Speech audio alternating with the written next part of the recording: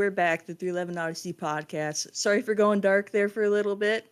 We did plan to have a final episode to cap that session together, but it fell through. We are going to keep this thing rolling, and it just won't be quite as regular. And today we have Alex Eaves with us. Thanks you for joining us here, Alex. No problem. Very excited.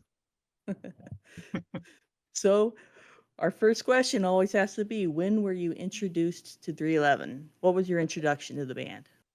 I will never forget the moment. I was skateboarding at a place in Braintree, Massachusetts, and my friend Tom Moses put a tape in the car, and all of a sudden I was like, "What is this? What is this like heavy music, but like positive messages that they're talking about? I like this." And I just remember the next time we got in the car, I'm like, "Hey, do you have that tape with that 4th of July song or whatever?" I'm like, "I really liked it." And so, and he was also a big Boss Stones fan, so he was my introduction to some great music and later on employers and friends. Um but yeah, so right after that, I dove into Columbia House. We all remember Columbia House. Oh, I yeah. got I got Grassroots on CD, and I think maybe music. I think they had music too. Then I joined the fan club, and I just like I was never a big music fan. I was like a big sports guy, but something with 311 changed, and it was, partially the skateboard scene, and they're very like, especially the earlier stuff, very like it only made sense, coming out of like my love for Anthrax, Suicidal Tendencies, Body Count, like heavier rap rock, that Hmm. I was drawn to them. How old were you at this time? 17. Nice. Yep. So, and what's hilarious thinking about it now, I remember being at the skate park and they were playing in Boston, and I was very interested in going. And I'd only been to one show in my life at that point. I went to Lollapalooza in 93, and I had never been to a club or whatever. And this other friend of ours, like, "Oh, I don't know if you want to go see 311. I heard their mosh pits are crazy. You might get hurt or whatever." And now, like, having toured with punk and hardcore bands and seeing like, like the Wall of Death at the Suicide Machines shows, things like that, like going to Right. see 311 is like nothing in comparison. So I did not go to their July 95 show. My first club show was November 12th, 1995 at the Strand in Providence, Rhode Island, and a band by the name of The Urge opened up. Nice. So When was I that? was of course I was of course introduced to another great band that night. Oh, yeah. Yep. So I was 311 looking and the at Urge. shows, and you said that July show was at in Boston, right? Yeah, I believe it was at Avalon. Avalon. I was at that show. Nice. And the day before that, I went to the Strand in Providence. Oh, okay. Yeah, they And played the then the Strand day a before lot. that was the Academy in New York. Oh, wow. Okay. And in New Haven, Connecticut, I saw him the day Code's before Place. that. Huh? Yeah. Code's Place. Yep. Nice. So I just happened to be on the East Coast and I went to those 4 shows. Okay. There are like 4 shows in a row. Oh, Yep. dude. And were you friends with them at that point? Did you know Yeah. them or? Yeah. Okay. Dude, I always think about this. I don't even know how I knew they had shows. I mean, did I read it in a paper or because there's no internet really back then. Well, they were definitely really good about the newsletter, the 311 Oh, Hive newsletter and the mail order catalog and right. all that stuff. I mean, When tickets were like 15, $20 too. Right. yeah, Oh, those days are long gone. yep. Ooh, Yep. my first ticket was $5, man. And I Wow. just, yeah, so wild to think about. Wait, your first 311 ticket? Yeah, I Wow. Okay. wish I'd have kept it, but you don't really think about that stuff. Your first Right. one. Yep. No, I always like to give, if it's all right, I'll just give kind of like my timeline, like I Go emailed for it. you. Like again, like we talked about beforehand, I don't get the opportunity to share all these wacky stories. So yeah, my first show was in 95. And then in 96, um, that's when I started getting like really into it. So I come from going back to that house, I come from a collecting house. So Mhm. dad's a big collector of a lot of things. Mom collects discounts at stores. Um, loves talking about it. And so I just started collecting all the 311 stuff. And so I feel like I was very early in the game. So in addition to being a skateboarder and a big 311 fan, I was also a big New York Knicks and John Starks fan.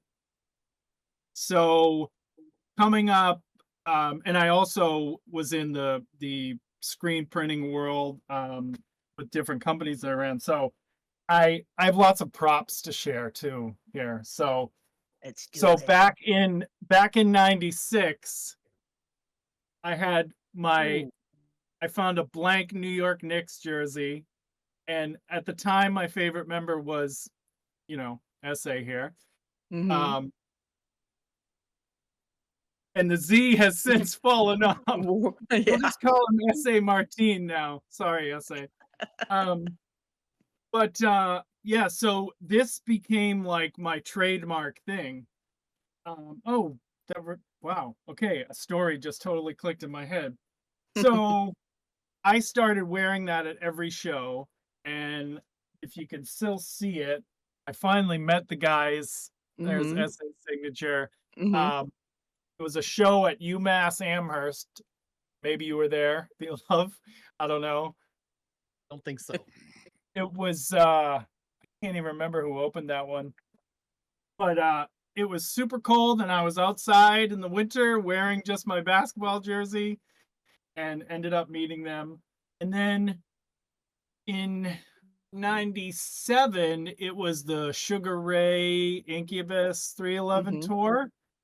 I went to a show in Connecticut and I was wearing that jersey because, again, every show I wore the jersey. And Yanni was there, and I had known Yanni Mhm. from the first documentary. And I guess, well, do you call it a documentary? See, I would call it a documentary now. Home video, large scale detail, Like, ATSC yep. one. Um. Anyway, so I saw him by the soundboard, and this is one of those quotes that will forever stand out in my head. He saw me and he came up to me, or and it's like, I've seen you at some other shows. I'm like, yeah. And he goes, so what's your deal anyway? And I was just I was like I Rude. was like I was like, what do you mean? He's like, I see you at all these shows, you're wearing that basketball jersey with SA on it, like what's your deal? And I'm like, I'm just a huge fan. I'm like, my name's Alex. I'm from Massachusetts. Um, and at the time, I was running a street promotions company for bands. Side note, my friend and former business partner worked at Loud Records, which was like Wu-Tang Clan, Big Pun, Mob Deep, Alcoholics, Gotcha. things like that. So we started a street promotions company in Boston at Northeastern. So I was going to all these concerts, but also like promoting things. And I was telling Yanni all about that. And I don't even know how we would have done it because I didn't have a phone, but I got his number and he got mine and email. So it would have been Alex Eaves at AOL.com or something that I um and and so that was like my first slight connection Mhm. to the band. And then he came through Boston like a year later with the Urge. He was tour managing the Urge, and we connected again. Like maybe he emailed me. I don't know. It's like instant messenger, AOL chat. Um, and we connected there, and just grew a bit of a friendship that way. And then they didn't do anything. I always think of 1998 in 311 history as like the empty year, because I think all they did was those shows in Australia when Chad broke his arm, right? I think that Yeah. was it was They like, they they only did that Warp Tour over yeah, there and circled back to the US and then yeah. So being like a took the huge summer fan off. at that time, it's like, what do I do? Because on the Transistor tour, I did my first like you were talking about. I went to my first run of 4 shows. So I went to Connecticut, uh, Massachusetts, New York, and New Jersey.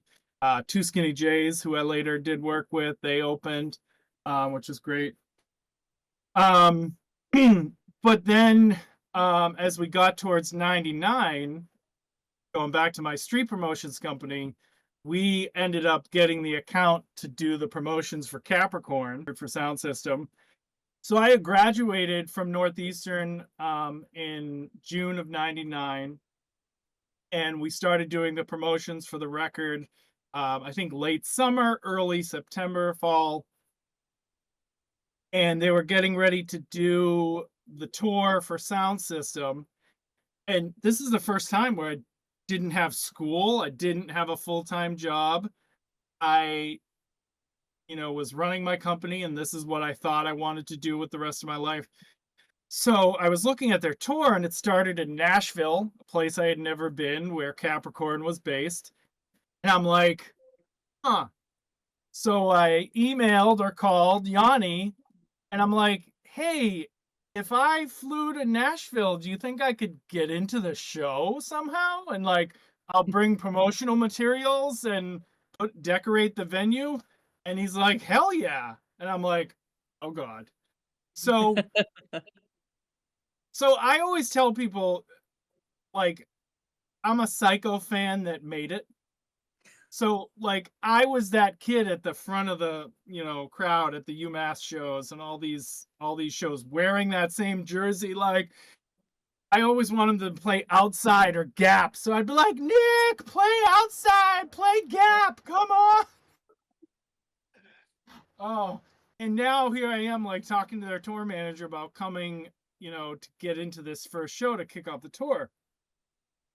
So I go down there, and again, like, still pretty new in like the 311 world, and I met up with Yanni at, what the hell was the venue called? I think the venue had a number too. It was like Club 255, or I forget what it was, somewhere in Nashville.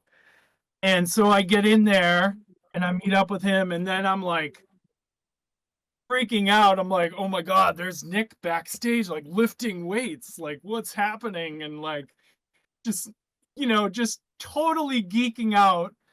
And Times haven't changed. yeah, didn't know what to do. So then Yanni introduced me to the old merch guy, Eric Hook. I'm sure you remember him, Beloved. Yeah. It was so weird because here I am in Nashville talking to their merch guy, and they're based in Somerville, Massachusetts, right outside of Boston. And so I'm like, why are you guys 311s? Like, what? How did this all happen? And he's like, oh, we met him, a few years back, and we just got the account. Now we run their mail order. And so I'm like, ooh, with mail order. And I'm like, do you ever need help? I got to work at the mail order office in Somerville, and it was like surreal. Like, I walk in the door, and like, again, I used to buy all the shirts through the mail, like send in the money orders and the check. And here I am surrounded by hundreds of t-shirts and posters and stickers of my favorite band. And I'm like, what is happening? It's crazy.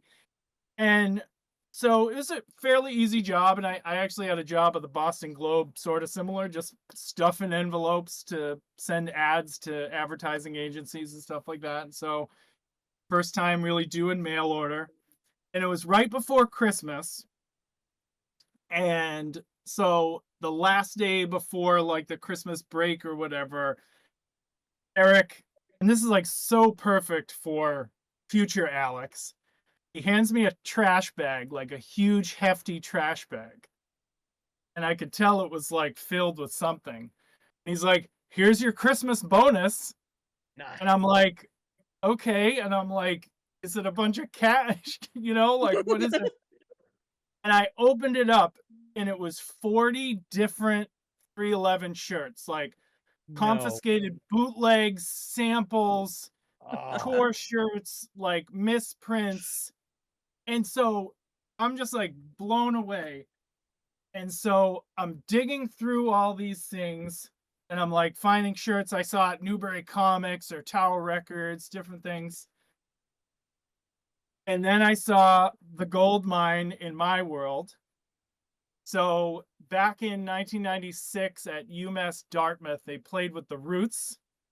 I went to the show and the security members of the like for the college, not like security for the band, like the security at the college, they all had on these t-shirts. And I'm just like, I go up to the security guard and I'm like, what are these shirts? I started offering all the security guards, like, I'm like, I'll give you $50 for that shirt right now. Because there's like probably 20 in existence, Mm-hmm. and they're like, no, I have to wear it the whole show. And I actually went to high school with somebody who was working security and he wouldn't give it to me. And I'm like, oh my God. And I'm like, I need to get that shirt somehow, but no did not luck. get it. And in that trash bag was that shirt. And so this is that shirt. So 311, the Roots, and then the back, Wow. security. Oh, sick. That's awesome looking too. And so to like, I always tell people if I had to narrow down my entire shirt collection, like not just 311, but entire wardrobe, it would be this shirt.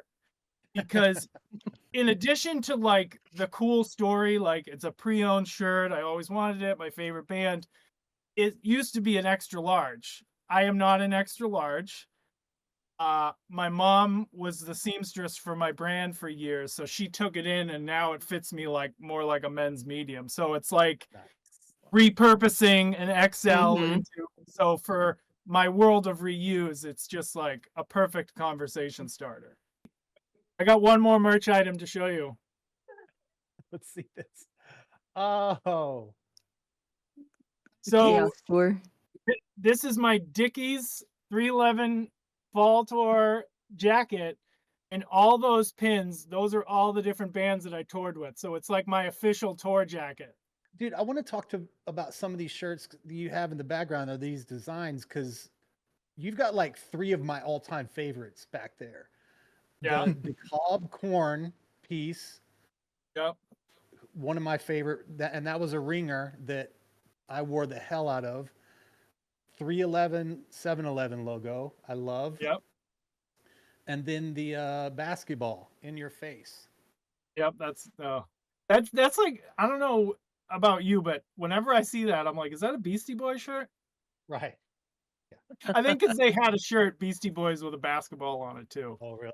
Something like that. The And curse for having white t-shirts back then and being a skater is that Oh, they lasted about 2 weeks. yep. Yep. One fall, it's permanently dirty. Still wear it. Then you like the armpit stains. It's like there was 5 wears. Yep. So I designed for my brand when we did our 15th anniversary, because my t-shirt brand started as a skateboard company. Now it's just all reused t-shirts, but the design was a skateboard in the honor of the original company, and then it was a whole big blood splatter around it. And they were all printed on like various used t-shirts, so there was a dime behind it. So if you fuck up the shirt and get a bunch of blood and stains all over it, just adds to it. Smart. Wicked smart. Wicked smart, as we say. Yeah. it's funny, But B. Two of your three favorite shirts were cease and desist shirts. right. I mean, that was just like a style back then. If you could find that logo that worked really well, it was creative, you know?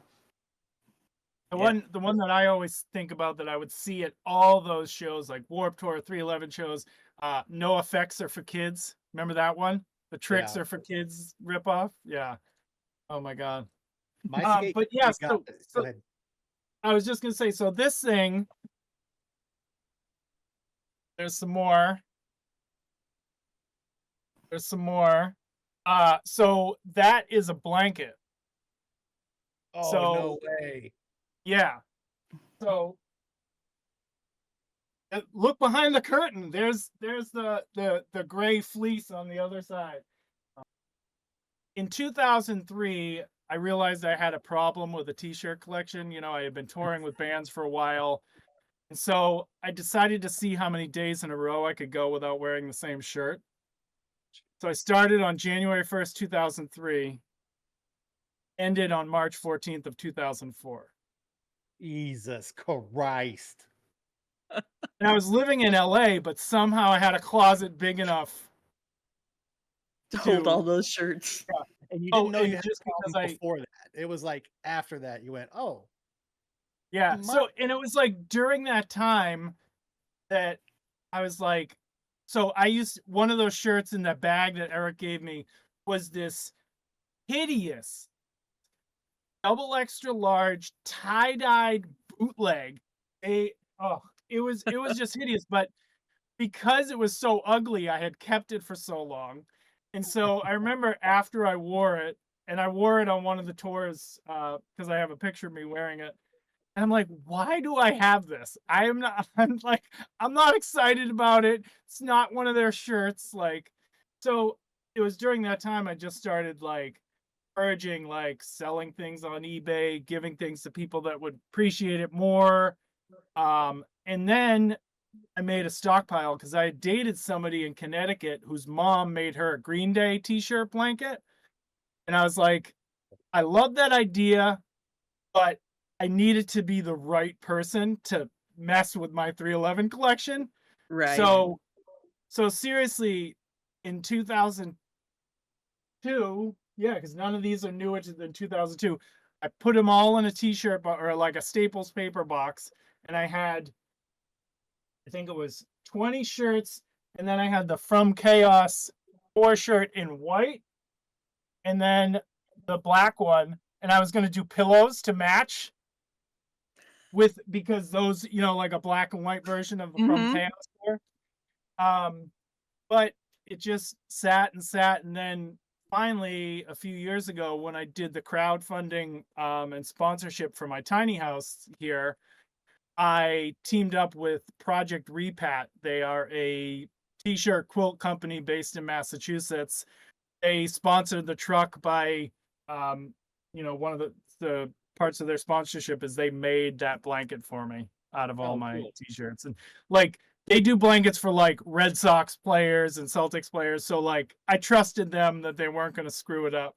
It was a legit offer. Yeah.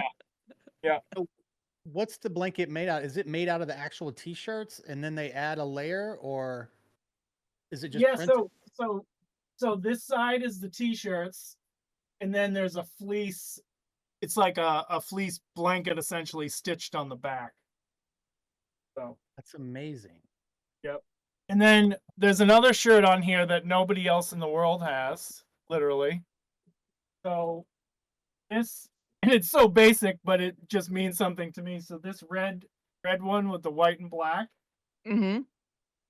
Oh, I forgot I have another prop. Forgive me. No So worries.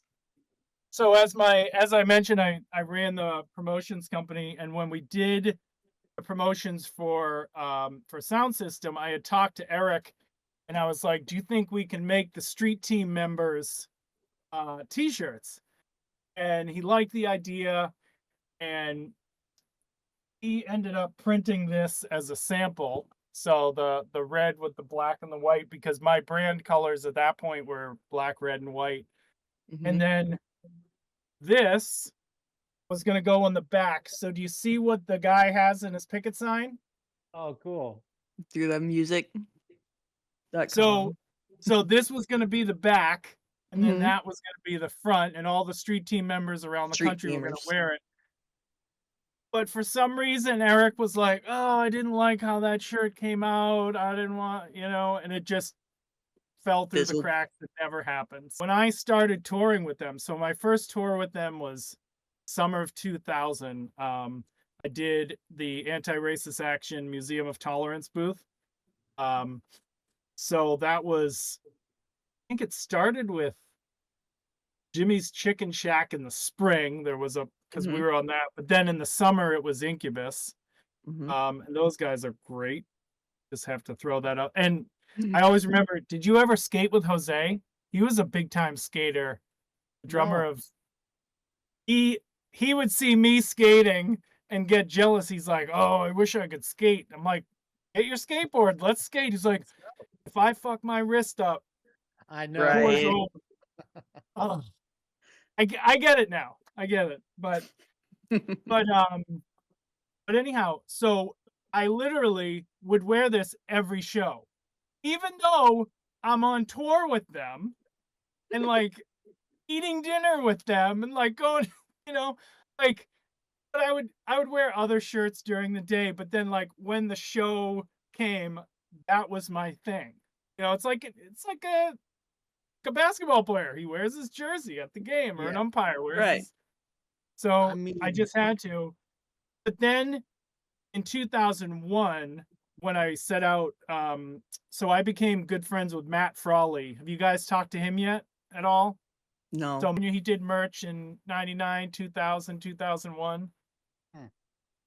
not right Did after- merch for No Doubt and Weezer, but he was going back. He also did a lot of merch for Real Big Fish, and he knew how into the band I was and excited about it. So when he left that tour, he's like, "Let Alex take over for me, on the next tour." So that was super exciting. So summer fall 2001 tour, with One Side Zero. What happened to them? I don't know. Wow. Yeah, there's a name for you. One Side Zero, and then Alien Ant Farm did some of it too. But when I went out to do that tour, well, one, I was like, I like all the guys now. I'm like, I don't have a favorite. Like, SA's not like my favorite. Now that I like know them, they're all cool. And I'm like, so it's kind of weird if I'm just wearing the same guy's jersey every day. So I went out and made 4 more. Nice. One for each guy. Yeah. So I somehow tracked down more blank Knicks jerseys. And at that point, I had been working with my screen printer in Massachusetts, and they made them for me a lot cheaper than the other place, which was great. So, and I think I sent you a picture. Yeah. I have a lineup of me yeah. with, yeah. Every guy. And then flash forward to raising money for my first film. I realized, like, okay, here I am, 14 years after the fact.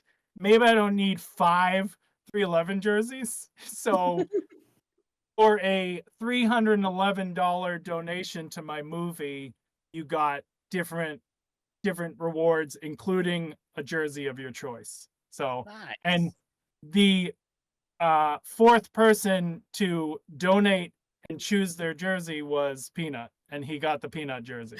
Oh, nice. So it's like, and that's the crazy part in all of this.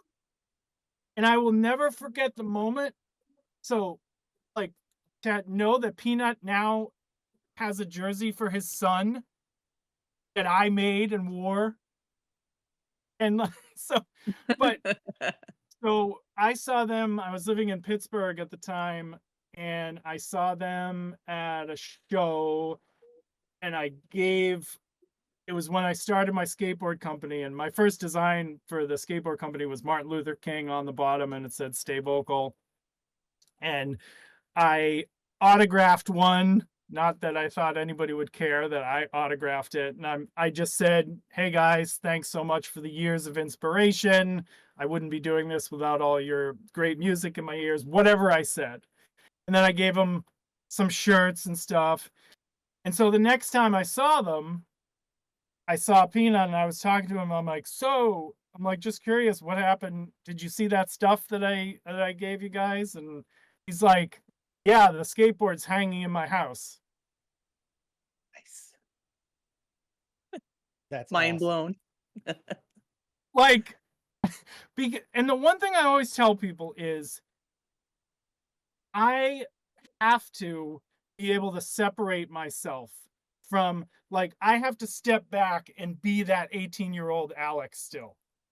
Because I've met so many people in my years of touring that were like jaded and they just didn't have the excitement or whatever, but like Mhm.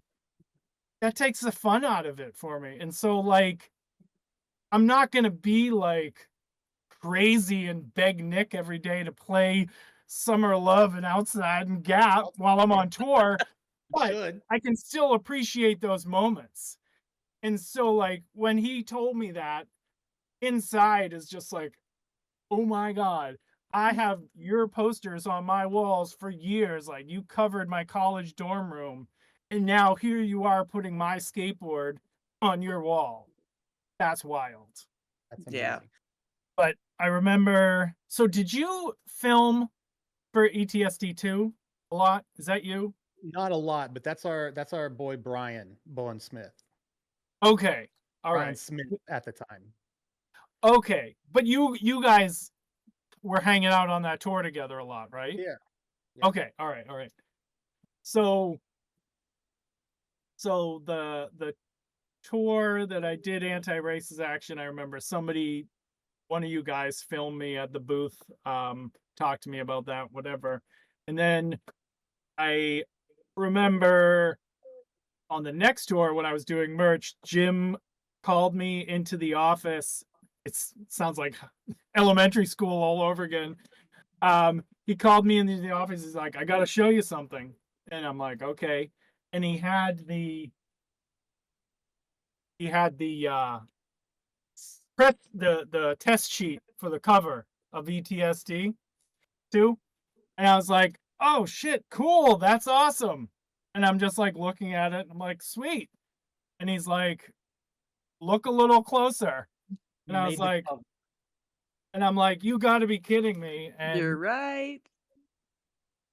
Nice. I don't know if you can see that. Right on the That's spine. me with the jersey on. But yeah, just to sum this up, the other thing is like, so I was all excited about the cover, and then because I still have the receipt, when I watched this on December 11th, 2001 at my apartment in LA, and I had a whole friggin' section, the tolerance section, and they interviewed me. It was just, I don't even know, like, yeah, it's wild. We're out here touring with 311, trying to spread the good vibe of anti-racism and positivity. That's awesome. So Shout out to my friend TJ Weber who edited most of that and put the cover together. oh, nice. I just noticed today, it only took me, 23 years to notice the little film strip 311 number.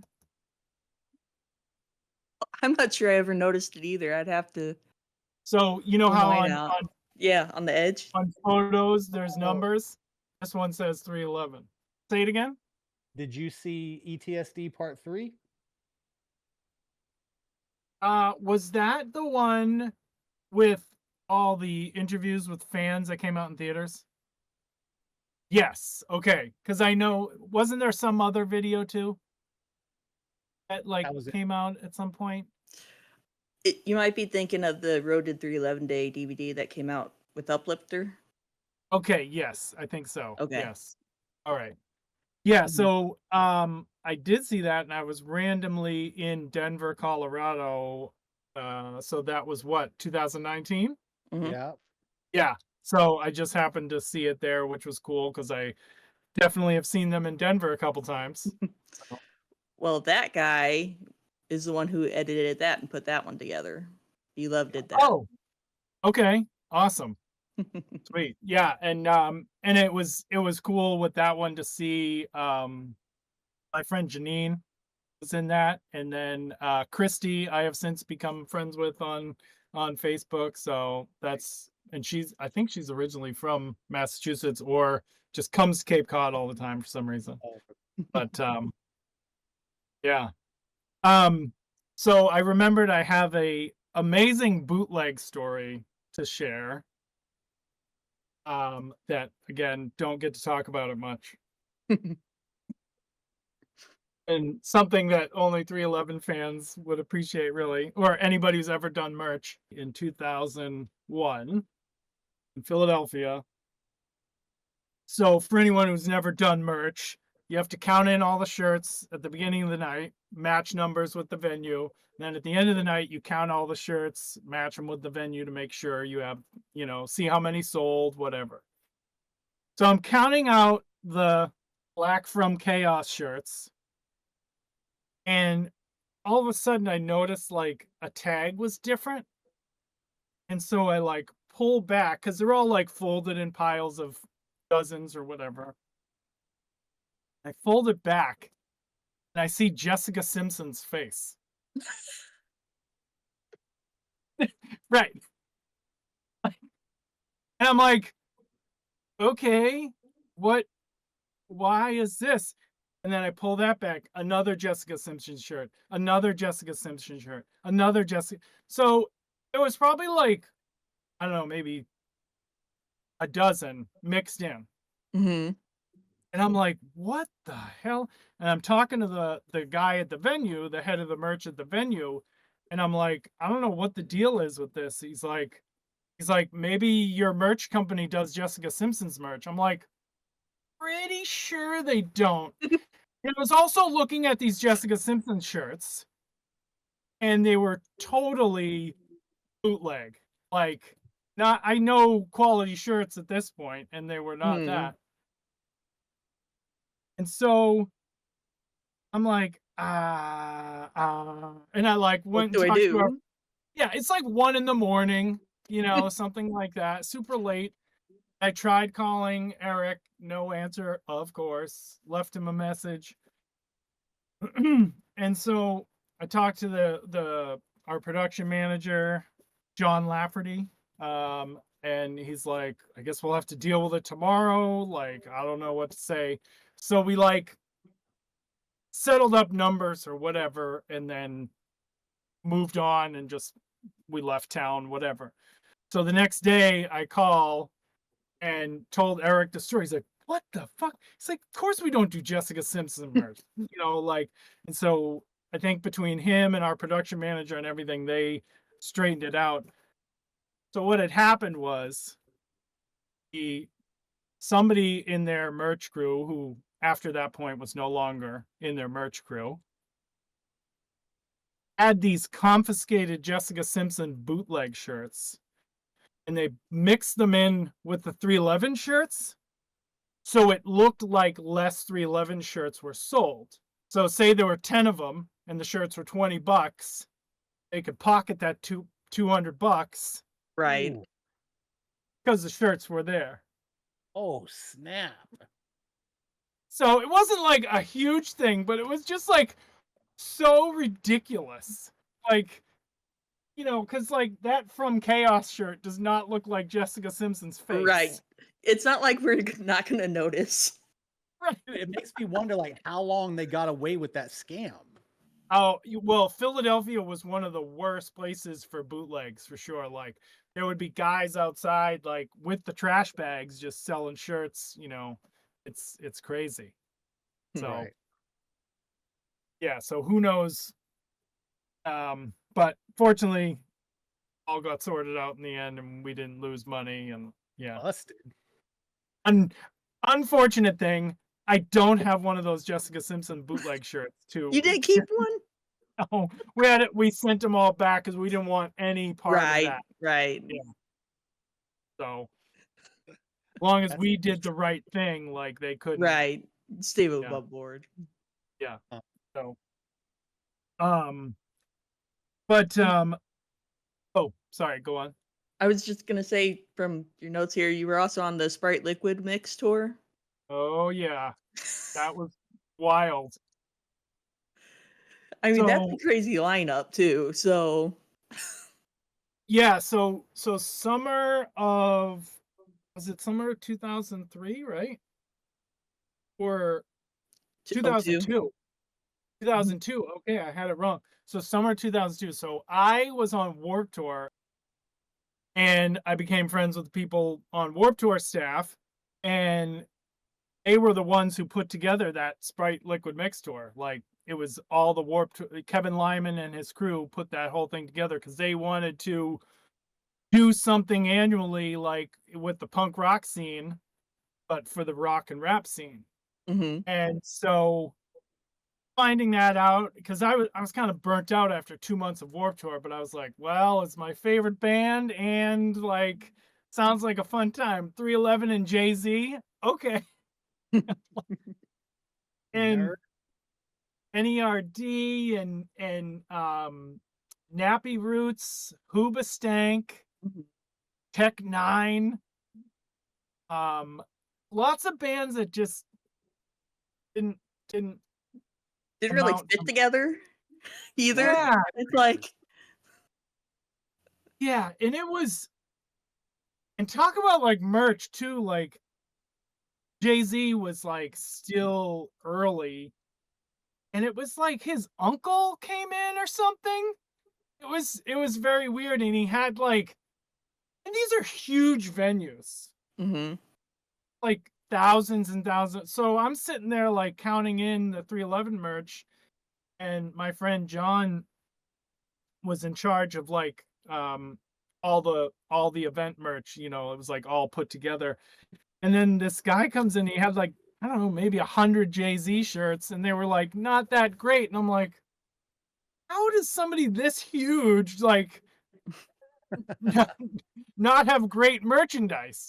Right. So they ended up doing awesome things. My friends that ran Cinder Block, which was like Green Day, Pixies, like lots Bon Jovi, lots of punk bands in Oakland, California. They ended up working with Jay-Z's people, and they did a whole bunch of merchandise for that tour, and it worked out for them.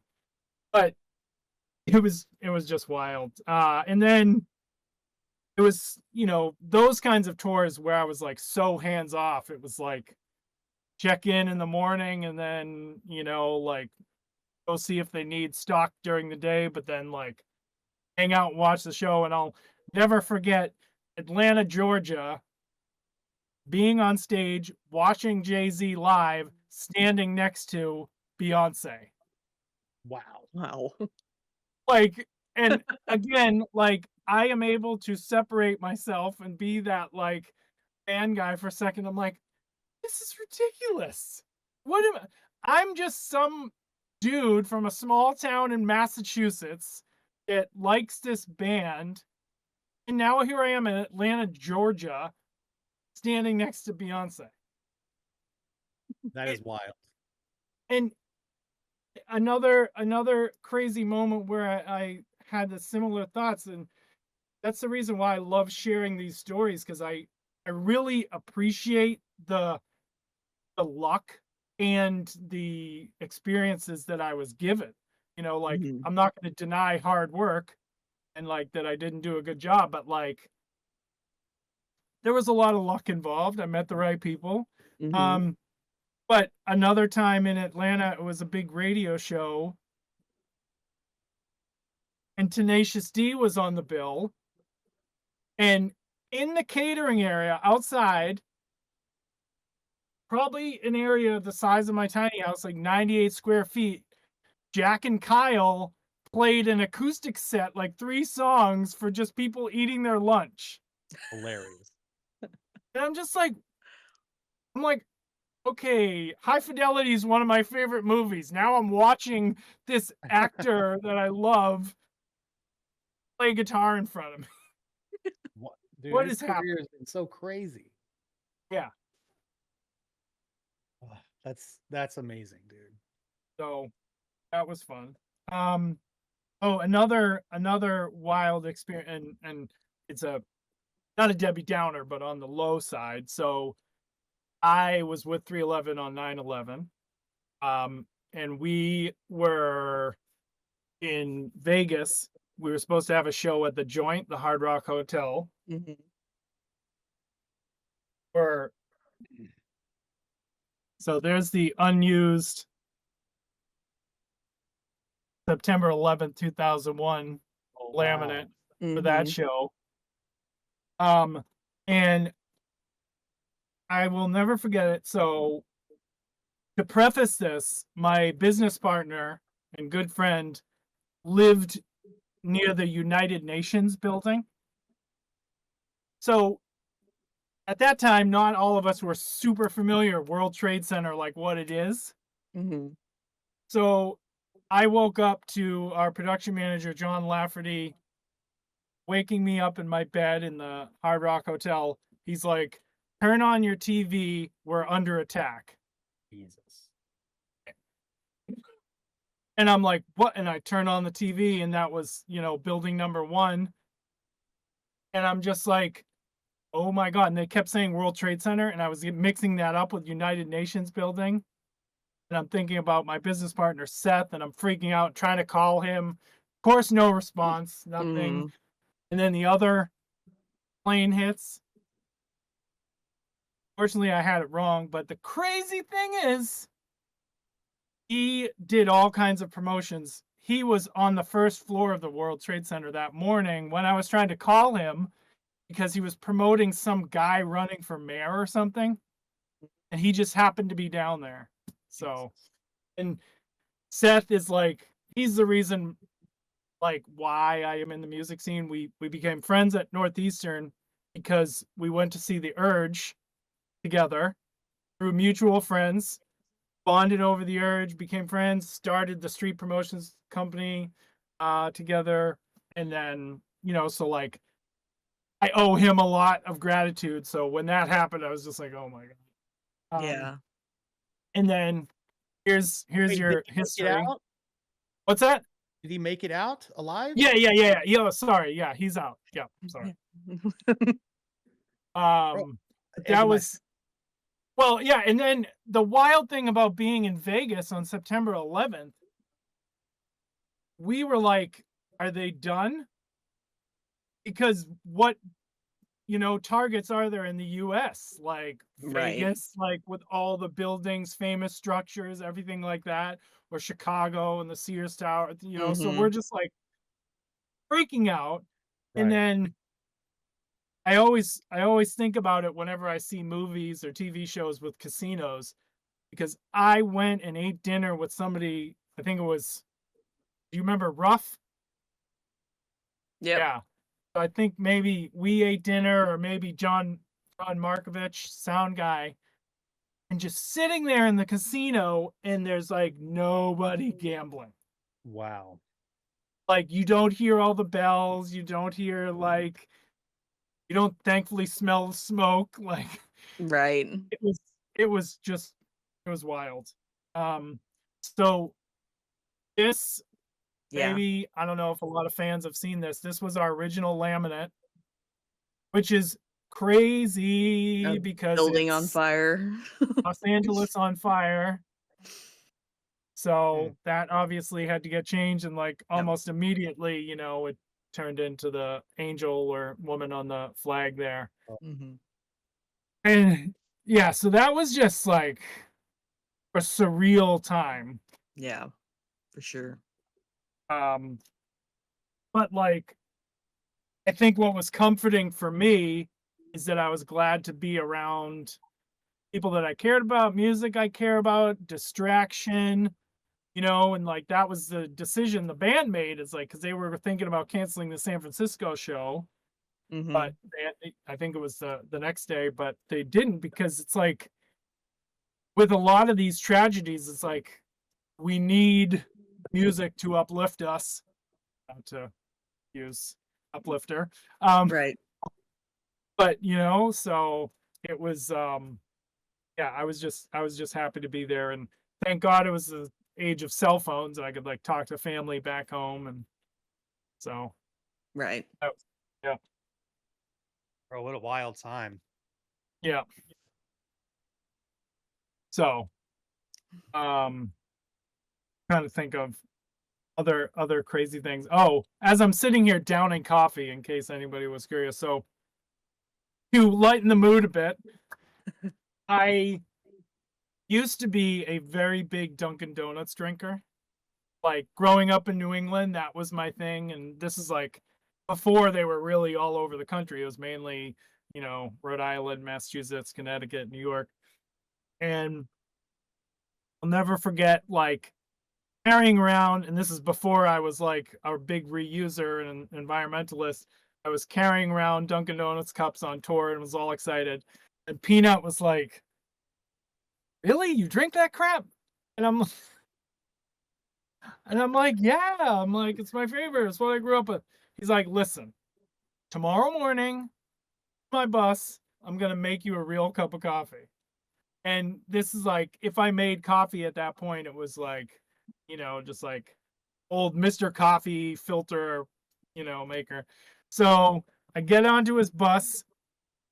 He's got a French press on the table. He's got, I think he had Starbucks beans or whatever, which at that point that was like high class to me. And he made me a cup of French press coffee, and I have not gone back. Like I am total coffee snob. And then living in Northern California and Southern California, I know what real coffee tastes like. And I actually have not spent 1 cent at Dunkin' Donuts since 2007. Dude, people rave about Dunkin' Donuts coffee now, though. They're like, it's the best store-bought coffee you can get. No, Better than it's Starbucks.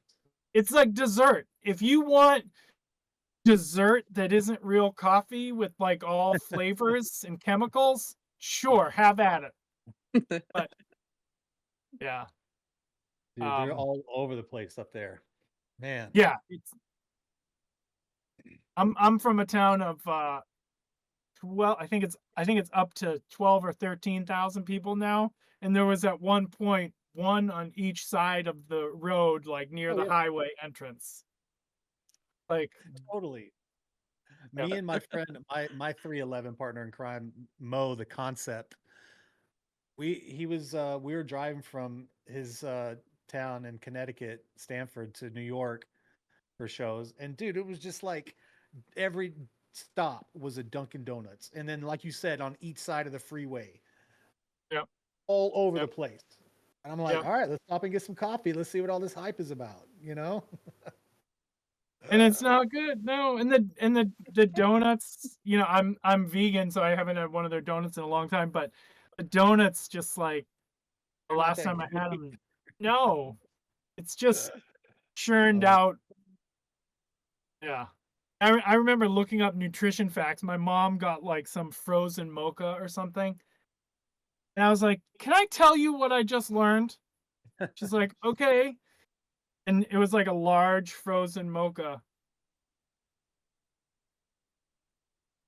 It was like 189 grams of sugar or some like ungodly number. And then like she doesn't like that much caffeine, and it was like 3 times what she's used to with her red rose tea. And I'm like, is this good? Like, what are you paying?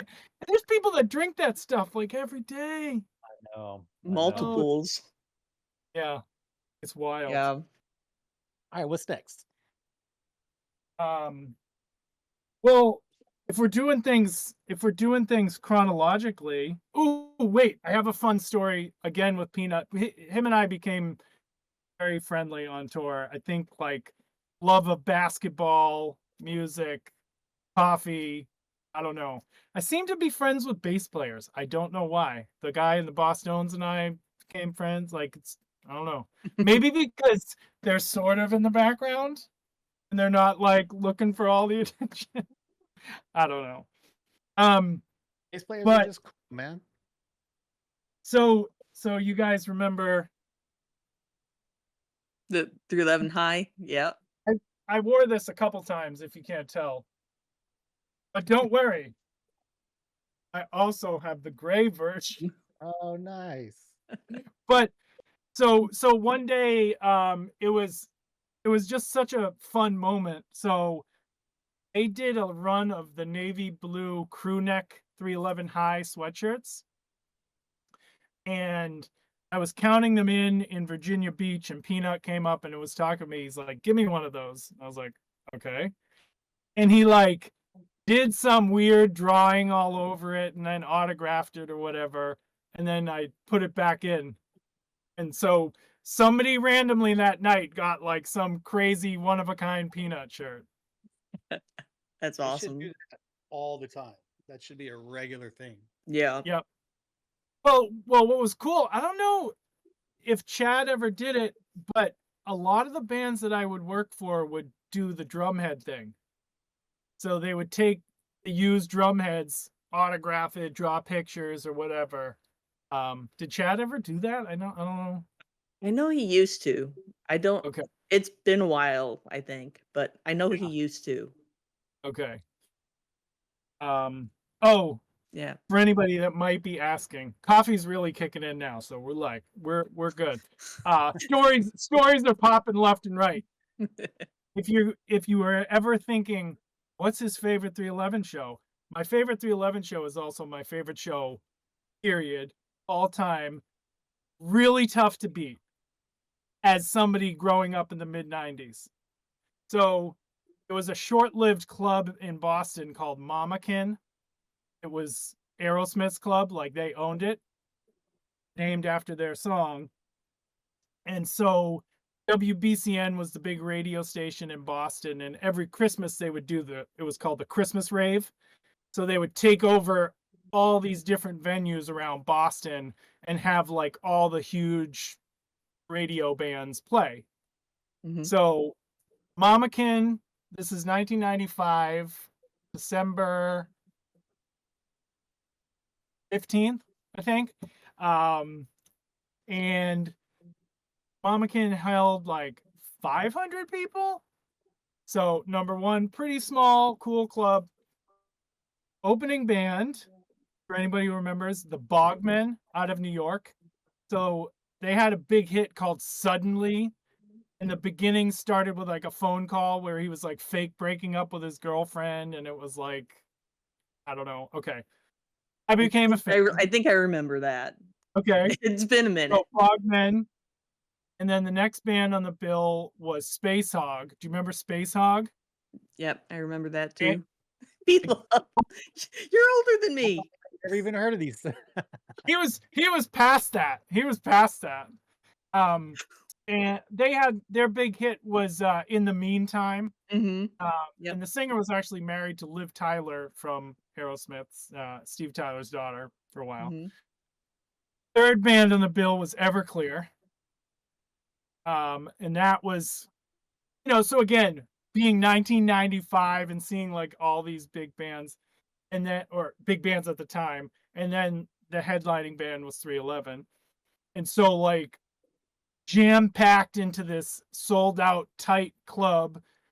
And I thought my days were over of getting the chance to see 311 in a small club, because like the Strand was like 1,500, maybe 2,000 or something. So to see it downsized a whole bunch and like tiny stage, and then I caught one of Chad's drumsticks. They threw out a bunch of the oval stickers, the shimmery oval Mhm. stickers. Mm-hmm. And so I have that in a photo album. Not here, sorry. It's all right. You And sent me pictures. yes. So that's definitely the best show. But as far as a set list, I listened to it the other day.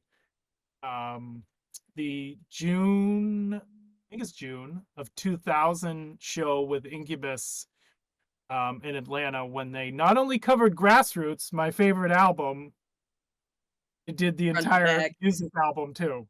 Yep.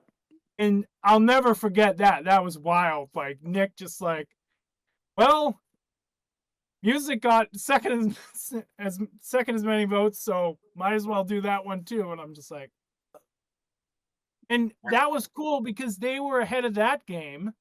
Like bands weren't really doing the full album tours at that Mhm. point.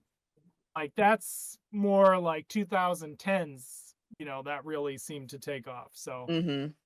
and for somebody who, we probably all went through this in the 90s, like, oh my God, Nick's Hex playing in applied science. Okay, Nick's Hex playing in okay, here we go. Come on, change it. So it was amazing to just see it straight and to hear Yeah. like Grassroots, which was the song, like that was crazy. So What would you say is a favorite song or album, something that you connected with? well, that's a good way for me to kind of tie in with what I'm doing now. So starting in 2008 until now, I've been leading a very passionate reuse life. So my apparel brand is all reuse apparel. So instead of printing on new garments, it's all rescued and restyled. Because doing merch for as long as I did, I saw the mass production and firsthand destruction of shirts, which is Mm-hmm. just wild, to like see these brand new shirts that were never worn, and because of a misprint or whatever, they're just going to get destroyed. So Right. started doing that, and then the brand led me into like doing talks at schools and businesses, and then I just really brought a passionate reuse life into my life. So like I haven't used a disposable coffee cup since 2007. I haven't bought new clothes since 2010, Mm-hmm. different things like that. Everything is pre-owned, used. I'm in a tiny house that my business partner and I made entirely out of used materials. So 2013, as I was mentioning before, I did crowdfunding for my first documentary that Peanut helped. He backed the film. And when the time came to pick out the soundtrack for the movie, I'm like, it would be amazing if I could get all the bands that I did work for, became friends with over time on the soundtrack. That's a long shot, but let me see if I can do it. Every single one of them, and they're not like huge bands, but some people have stricter rules or whatever. So Right. like I have a small band from my hometown called Totem. They're in it. Two Skinny Jays are in it. Boss Stones are in it. Um, and 311. I knew that it would be a hard sell to be like, hey, could I have something off of Grassroots or whatever? But one of the songs that spoke to me since I first heard it, probably in when did I get a bootleg tape of it? Like 96 or something. Peaceful Revolution off the early stuff. It just always stuck out to me because what I'm doing with reuse is kind of a peaceful revolution. Like I'm trying to make the world a better place by people wasting less, reusing more. Mm-hmm. And it's like this song is just so perfect. And so I wrote to Peanut and he's like, yeah, he's like, be in touch with, these guys and they should be able to give you the rights. Cause I knew since they owned that, I wouldn't have to go through Volcano or Right. Capricorn or A huge whoever. label. Yeah. And sure enough, signed off on it. So like again, another 18-year-old Alex moment. Like I'm putting one of my favorite songs from my favorite band in my damn movie. And then after that, so I quickly realized after making my first movie that I needed a better way to travel and show people how I lead a reused life and to like, I run the merchandise company. So like I have a Pontiac vibe that I travel in. I'm like, this is a little small. I need something bigger and better. So I had teamed up with a tiny house builder in Massachusetts. We collaborated and we converted a 17-foot U-Haul truck into a 98 square foot tiny house made entirely of used materials. And backwards again, thinking about my early days touring with bands like 311, Green Day, Blink 182, and doing anti racist action, we would have an empty box truck that we would get We put a plywood partition in the middle of a truck, merch on one side, mattress on the floor, and sleep in there after the shows, like in the venue parking lot, whatever. I always remember back then thinking like, man, imagine if you could like have a real bed in a truck or like cook a meal in here or whatever. And now I have an entire house, like a legit house that I travel around the country in. And so with the truck, another surreal moment. 311 was playing in New Hampshire in 2019. And Peanut was like, I had seen him at other shows, and he's just always been super supportive, specifically of what I'm doing. And he's like, when am I going to see the truck? Like, I saw him in Providence. He's like, you drive the truck? I'm like, no, I can't just park it on the city street. So I reached out to him before the New Hampshire show. I'm like, if I bring the tiny house, can I come backstage and show you guys? He's like, hell yeah. So I'll never forget this. Like, my friend Lillian and I drive up to New Hampshire. She's a huge 311 fan too. She has a tiny house. We pull up to the gate. SA comes riding up on a bike. And again, I haven't seen him in a few years.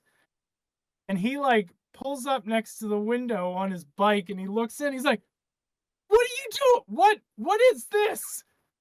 I'm like, this is my house. He's like, what? It's like, I gotta see this. So I check in and then I go set up my house because like I have to like break down and set up every time I travel. So I like set up the house.